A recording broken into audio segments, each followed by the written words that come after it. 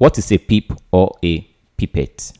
A pip is a unit of measurement used in the forex market to signify currency pairs exchange rates.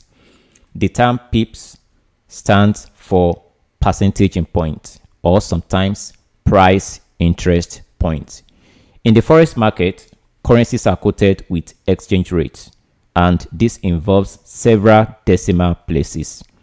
Therefore, a pip is typically the smallest price movement that can occur in the exchange rate of a currency pair. A pip represents 1 unit change in the 4th decimal place of a currency pair, although some brokers may display the unit change in 5 decimal places. The 5th decimal is called the pipette. In the case of yen currency pairs, a pip represents 1 unit change in the 2nd decimal place of the yen currency pairs, although some brokers may display the unit change in 3 decimal places. The 3rd decimal on yen currency pair is called the pipette. For instance, if the GBP USD currency pair moves from 1.2200 to 1.2201, it has moved up by 1 pip. If the GBP USD currency pair is displayed in 5 decimal places of 1.22000, if it moves from 1.22000 to 1.22001, it has moved up by 1 pipette. In the case of yen currency pairs, if the GBP paired against the Japanese yen moves from 180.00 to 180.01, it has also moved up by 1 pip. If the GBP yen currency pair is displayed in 3 decimals of 180.000, if it moves from 180.000 to 180.001, it has moved up by 1 pipette. Pipettes are mostly useful for traders who engage in high frequency trading, or for traders who are concerned with exact value in calculations for their trading systems.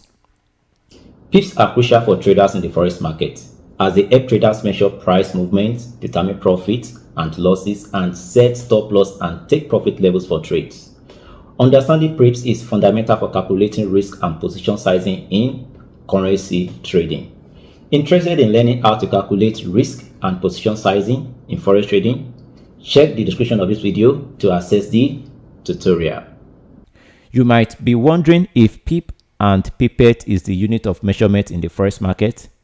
What is the unit of measurement in the cryptocurrency, stocks, commodities, and indices market?